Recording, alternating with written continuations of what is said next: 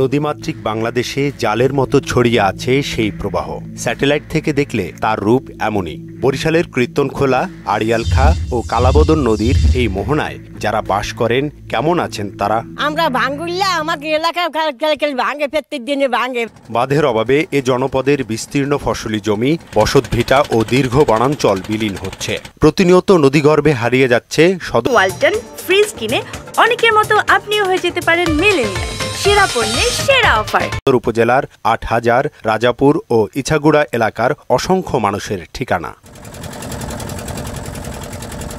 নদী তীর রক্ষায় পানি উন্নয়ন বোর্ড উদ্যোগ নিলেও তাতে কাজের কাজ কিছুই হচ্ছে না। সামান্য ঢেউয়ের আঘাতে ভেঙে পড়ছে অস্থায়ী বাঁধ আর বিলীন হচ্ছে ঘরবাড়ি, ফসলি জমি, শতবর্ষী স্কুল, মসজিদ, মন্দির সহ গুরুত্বপূর্ণ স্থাপনা। মসজিদ মাদ্রাসায় তো আবার কাছে গেছে, বাড়িঘর আমরা তো থাকতে পারছি না, আগামীতে থাকতে পারি না পারি আল্লাহ করতে। কালীগঞ্জ বাজার ছিল, একটা অনেক বড় দোকানপাট ছিল, আমারও দোকান ছিল, নদী ভাঙ্গনে চলে গেছে এবং ২ শতাধিক ঘরবাড়ি ছিল, তাও নদী বিলীন হয়ে চলে গেছে নদীতে। বাঙ্গলে মনে করেন অনেক মানুষই নশায় ইয়ে পড়ছে, ঠিক আছে, আবার যে নতুন করে বাড়িঘর করবে করার মতো সম্বল নাই। ভাঙনের ব্যাপ্তি বিবেচনায় অর্থ বরাদ্দ নেহাতি সামান্য, তাই হাত পা বাঁধা পানি উন্নয়ন বোর্ডের। আমাদের যেই রাজাপুর এবং ইছাগুড়া কাজ চলতেছে, এই কাজের মাঝে কিছু জায়গায় এখন ভাঙন দেখা যাচ্ছে নতুন করে।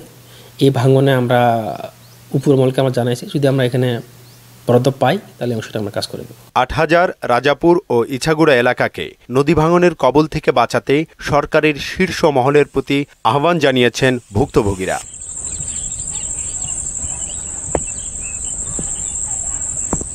খরস্রোতা এই নদী বারবার কিনে নিচ্ছে নদী তীরের অসংখ্য মানুষের বসতবাড়ি ও ফসলি জমি।